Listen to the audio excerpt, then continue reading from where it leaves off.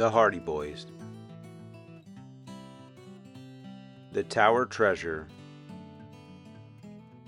Written by Franklin W. Dixon. Chapter 2. The Stolen Roadster. The auto brake squealed. The driver of the oncoming car swung the wheel viciously about. For a moment it appeared that the wheels would not respond. When they gripped the gravel and the automobile swerved and shot past. Bits of sand and gravel were flung about the two boys as they crouched by their motorcycles at the edge of the embankment. The car had missed them only by inches. Frank caught a glimpse of the driver, who turned about at that moment and, in spite of the speed at which the automobile was traveling, and in spite of the perils of the road, shouted something they could not catch at them, and shook his fist. The car was traveling at too great a speed to enable the lad to distinguish the driver's features, but he saw that the man was hatless and that he had a shock of red hair blowing in the wind. Then the automobile disappeared from sight around the curve ahead, roaring away in a cloud of dust. "The road hog!" gasped Joe, as soon as he had recovered from his surprise. "He must be crazy!" Frank exclaimed angrily. "Why, he might have pushed us both over the embankment. At the rate he was going, I don't think he cared whether he ran anyone down or not." Both boys were justifiably angry. On such a narrow, treacherous road, there was danger enough when an automobile passed them traveling at even a reasonable speed, but the reckless and insane driving of the red-headed motorist was nothing short of criminal. "If we ever catch up to him, I'm going to give him a piece of my mind," declared Frank. Not content with almost running us down, he had to shake his fist at us. "Road hog," muttered Joe again. "Jail is too good for the likes of him.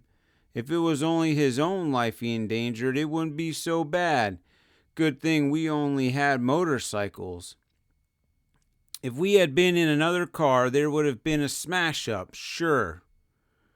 The boys resumed their journey, and by the time they had reached the curve ahead that enabled them to see the village of Willowville lying in a little valley along the bay beneath them, there was no trace of the reckless motorist. Frank delivered the legal papers his father had given him, and then the boys had the rest of the day to themselves. "It's too early to go back to Bayport just now," he said to Joe. "What say we go out and visit Chet Morton?" "Good idea," agreed Joe. "He has often asked us to come out and see him."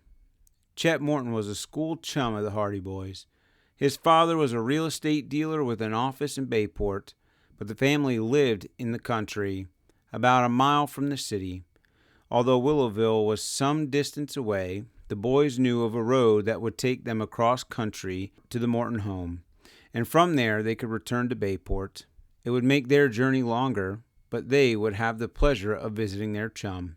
Chet was a great favorite with all the boys, not the least of the reason for his popularity being the fact that he had a roadster of his own, in which he drove to school every day and with which he was very generous in giving rides to his friends after school hours. The Hardy boys drove along the country roads in the spring sunlight, enjoying the freedom of their holiday as only boys can. When they had reached a culvert not far from the Morton place, Frank suddenly brought his motorcycle to a stop and peered down into a clump of bushes in the deep ditch. "Somebody's had a spill," he remarked. Down in the bushes lay an upturned automobile. The car was a total wreck and lay bottom upward, a mass of tangled junk. "Must have been hitting an awful clip to crumple up like that," Joe commented. "Perhaps there's someone underneath. Let's go and see." The boys left their motorcycles by the road and went down to the wrecked car, but there was no sign of either driver or passenger. "If anyone was hurt, they've been taken away by now. Probably this wreck is a day or so old," said Frank. "Let's go. We can't do any good here." They left the wreckage and returned to the road again, resuming their journey. "I thought at first it might be our red-headed speed fiend," said Frank. "If it was, he was sure lucky to get out of it alive." The boys gave little further thought to the incident, and before long they were in sight of the Mortons' house, a big, homelike, rambling old farmhouse with an apple orchard at the rear. When the boys drove down the lane, they saw a figure awaiting them at the barnyard gate. "That's Chet," said Frank. "I'm glad we found him at home. I thought he might have gone out in the car." "It is strange," Joe agreed. "On a holiday like this, he doesn't usually stay around the farm." As they approached, they saw Chet leave the gate and come down the lane to meet them. Chet was one of the most popular boys at the Bayport High School, one reason for his popularity being his unfailing good nature and his ability to see fun in almost everything. He was full of jokes and good humor and was rarely seen without a smile on his plump, freckled face. But today the Hardy boys saw that there was something wrong. Chet's face had an anxious expression, and as they brought their motorcycles to a stop, they saw that their chum's usual cheery face was clouded. "What's the matter?" asked Frank, as their friend hastened up to them. "You're just in time," replied Chet hurriedly. "You didn't meet a fellow driving my roadster, did you?" The brothers looked at each other blankly. "Your roadster? We'd recognize it anywhere." "No, we didn't see it," said Joe. "What's happened?" "It's been stolen." "Stolen? An auto thief stole it from the garage not half an hour ago. He just went in as cool as you please and made away with my car. The hired man saw the roadster disappearing down the lane, but he supposed I was in it, so he didn't think anything of it. Then he saw me out in the yard a little while later, so he got suspicious, and the roadster was gone." "Wasn't it locked?" "That's the strange part of it. The car was locked, although the garage door was open. I can't see how he got away with it." "A professional job," commented Frank. "These auto thieves always carry scores of keys with them, but we're losing time here. The only thing is to set out in pursuit and to notify the police. The hired man didn't see which way the fellow went, did he?" "No. There's only the one road, and we didn't meet him, so he must have taken the turning to the right at the end of the lane." "We'll chase him," said Joe. "Climb onto my dirt bike, Chet. We'll get the thief yet." "Wait a minute," cried Frank suddenly. "I have an idea. Joe, do you remember that car we saw wrecked in the bushes?" "Sure. Perhaps the driver stole the first automobile he could lay his hands on after the wreck." "What wreck was that?" asked Chet. The Hardy boys told him of the wrecked car they had found by the roadside. It had occurred to Frank that perhaps the smash-up might have occurred just a short while before, and that the driver of the wrecked car had resumed his interrupted journey in a stolen automobile. "Sounds reasonable," said Chet. "Let's go and take a look at this wreck. We can get the license number, and that may help us find the name of the owner."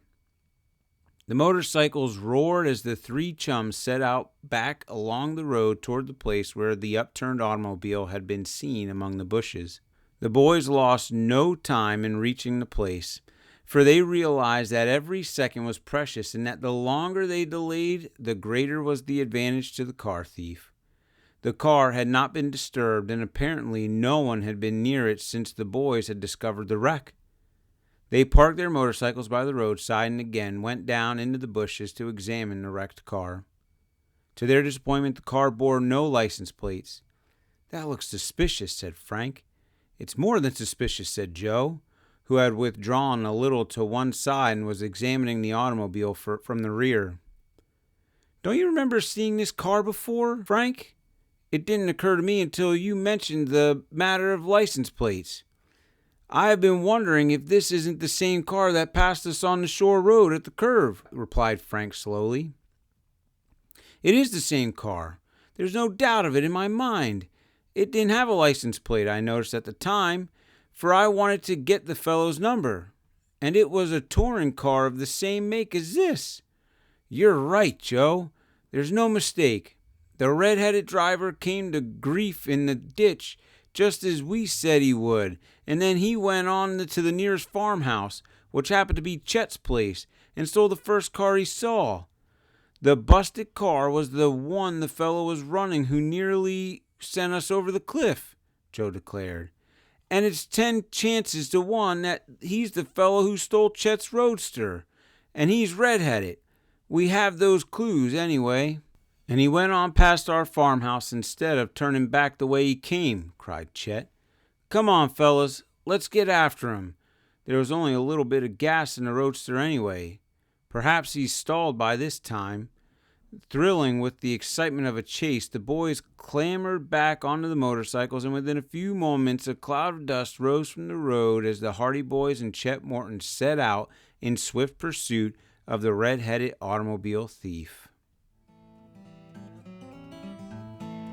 Thank you for joining us of the reading of Chapter 2, The Stolen Roadster, The Hardy Boys, The Tower of Treasure, written by Franklin W. Dixon. Thank you for allowing us to read to you. It is our pleasure and joy to share this great pastime with you.